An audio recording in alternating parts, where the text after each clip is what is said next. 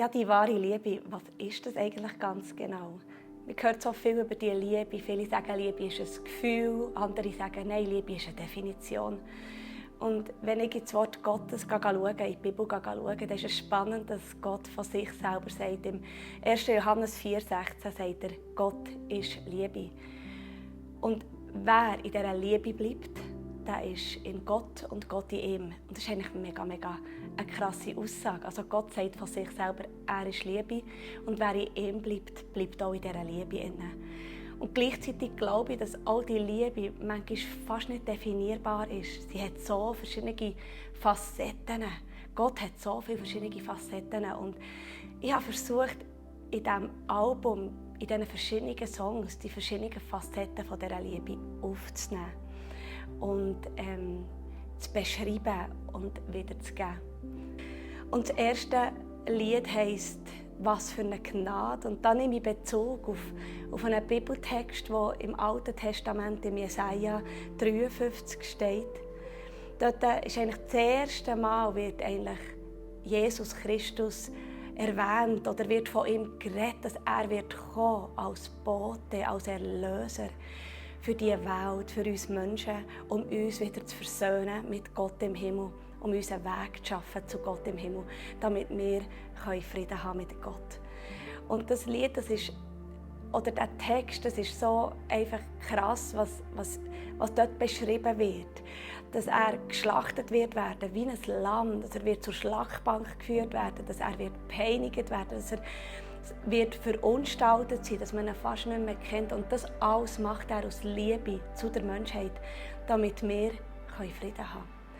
Und ich wollte ihm Ausdruck geben, dieser Dankbarkeit Gott gegenüber, was für eine Gnade dass der Vater hat und gleichzeitig was für eine Liebe der Sohn hat zu uns Menschen, damit er den Weg ist gegangen, sich selber hat geopfert, damit wir Frieden haben mit Gott. Und das nächste Lied heisst «Neuer Bund». Und dort ist genau das beschrieben, was passiert ist, als Christus auf die Welt ist gekommen. Er ist gekommen und hat den alten Bund aufgehoben mit einem neuen Bund. Er hat einen neuen Bund für uns geschlossen, damit wir wieder versöhnt sein mit dem Vater im Himmel. Es steht wunderbar beschrieben im Hebräer 9 und im 10, was das bedeutet, den neuen Bund zu haben in unserem Leben, dass wir nicht mehr unter dem Gesetz stehen, sondern unter der Freiheit von Christus durch seinen Geist. Und dass wir einen Zugang jetzt haben zum Allerheiligsten und zum Vater dürfen kommen. Ja, und es beschreibt auch im Römer 8 wunderbar, dass wir jetzt dürfen Abba, liebenden Vater sagen. Und als seine Kinder, dass wir auch Erben sind von diesem neuen Königreich, das Jesus uns hat zulänglich gemacht. Und dieser Song der soll wirklich beschreiben, was das für ein gewaltiges, herrliches Wunderwerk ist, das Jesus hat da für uns. Was das bedeutet, dass wir jetzt wieder zurück sind in dieser Gemeinschaft mit dem Vater, dem Sohn, dem Geist. Dass wir nicht mehr länger getrennt sind. Ja, aber dass wir auch gestorben sind in dieser Welt jetzt. Galater 2,20. Wir leben nicht mehr länger, sondern Christus in uns. Und dass wir durch die Neugeburt dürfen mit Christus regieren über all dem, was uns beherrschen will, von Sünde, was uns beherrschen will, vom Find, was uns beherrschen will, von all dem, was uns von Gott wegziehen will, können wir mit der Kraft durch den Heiligen Geist herrschen, als Befreite leben. Und das soll dieser Song ausdrücken, einfach die herrliche, freimachende Botschaft, das Evangelium von Jesus Christus. Ja, und ein weiteres Lied ist «Mein Bräutigam». Ich hatte es schon länger auf dem Herzen, auch mal über das Hohelied ein Lied zu schreiben. Und das Lied ist angelehnt an Hohelied 7 und Hohelied 8, wo beschrieben wird, wie der Liebste für seine Liebste geht und wie sie sich nach ihm sehnt. Das ist eigentlich ein richtiges Liebesspektakel, das wir dort sehen und lesen.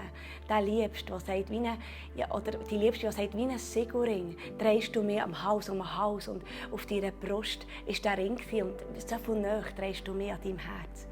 Und wenn wir anfangen verstehen, dass auch der Vater im Himmel uns so liebt, dass er auch seine Brut, seine Gemeinde so deklariert als seine Brut, dann ist das etwas Herrliches zu verstehen, was für eine Leidenschaft der Gott für uns hat. Dass mächtige Fluten können diese Liebe nicht wegziehen. Ja, nicht mal Ströme können uns wegreißen von dieser Liebe zum Vater. Und dann in der Offenbarung ist es eine wunderbare Vollendung, wo gesprochen wird von dem Hochzeitsfest, das wird stattfinden, wo der Bräutigam seine Braut wieder dazu einlassen, um sich mit ihr zu vermählen.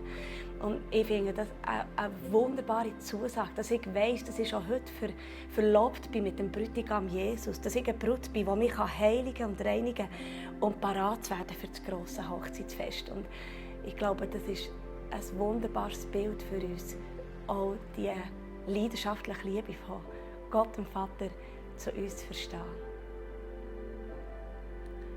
Ja, und so leidenschaftlich, wie Gott uns liebt, glaube ich auch, dass die andere Seite auch von dieser Liebe auch wie ein verzerrendes Feuer ist, wo alles möchte wegbrennen, was uns noch trennt von Gott, wo alles möchte eliminieren aus unserem Leben heraus, wo vielleicht noch da ist von der Vergangenheit, Logien über unserem Leben, Festlegungen über unserem Leben, aber auch Sünde in unserem Leben. Er möchte, dass wir wirklich in diese Heiligung und Reinigung hineinkommen, damit wir ganz heil werden dürfen. Und darum glaube ich auch, dass seine Liebe wie ein verzerrendes Feuer ist, wo alles wegbrennen soll, was ihn nicht ehrt. Und das soll anzünden in unserem Leben, wo noch kein Feuer hat und wo noch nicht brennt.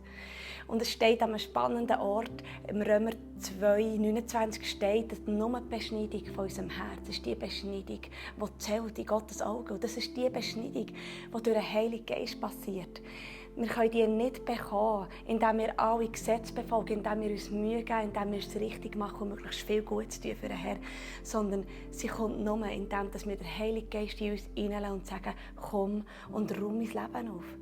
Und diese Beschneidung möchte ich haben. Ich habe eine Sehnsucht danach, dass er mich heiligt und reinigt, dass er die blinden Flecken aufzeigen darf, dass er mir zeigen darf, auch von der Vergangenheit, wo sind noch Sachen da, die mich immer noch zurückhalten, in die Vollkommenheit, in die Fülle hineinzukommen von diesem neuen, vollbrachten Werk.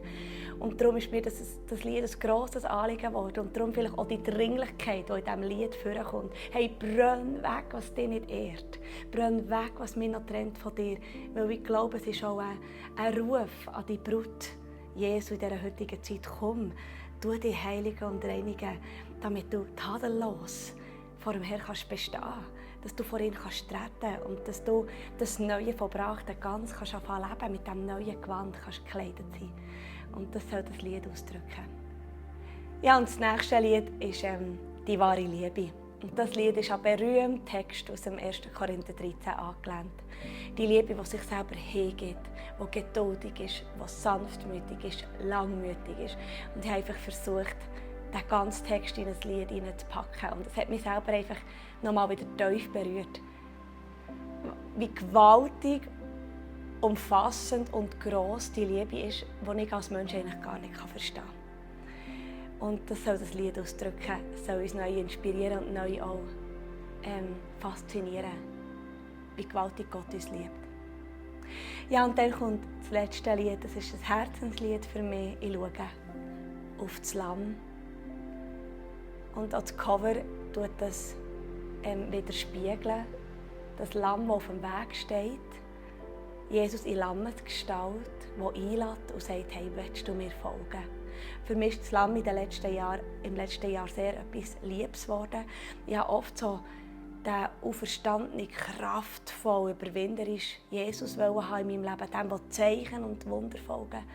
Und ich habe gemerkt, dass so etwas Kostbares ist in diesem Lamm, das durch das Leiden ist gegangen, das alles von sich hat hingegeben, das der Kelch hat genommen, der in den Tod ist, der durch den Tod durch ist ins Leben, in die Herrlichkeit und schlussendlich in den Sieg ist.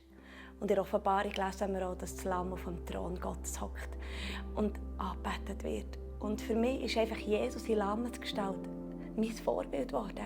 Zu sagen, Jesus, ich will auch sterben mit dir, ich will auch lernen leiden, wie du es hast getan. Ich möchte mich ganz mit dir identifizieren, nicht nur in den schönen Sachen, in denen, die mich nähren oder in denen, die mich beglücken würden. Ich möchte alles mit dir teilen. Ich möchte dich verherrlichen, auch in meinem Sterben und in meinem Leben. Und darum möchte ich das Leben loslassen, mein Altes loslassen, damit ich auch mit dir alles Neue haben kann. Und ja, das ist ein Lied, das mich selber sehr berührt, sehr beschenkt und auch segnet. Und möge es auch dich segnen.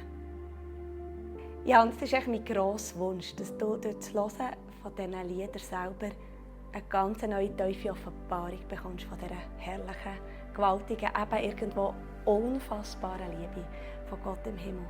Und ich bete dafür, dass es dich näher an sein Herz herzieht und dich segnet.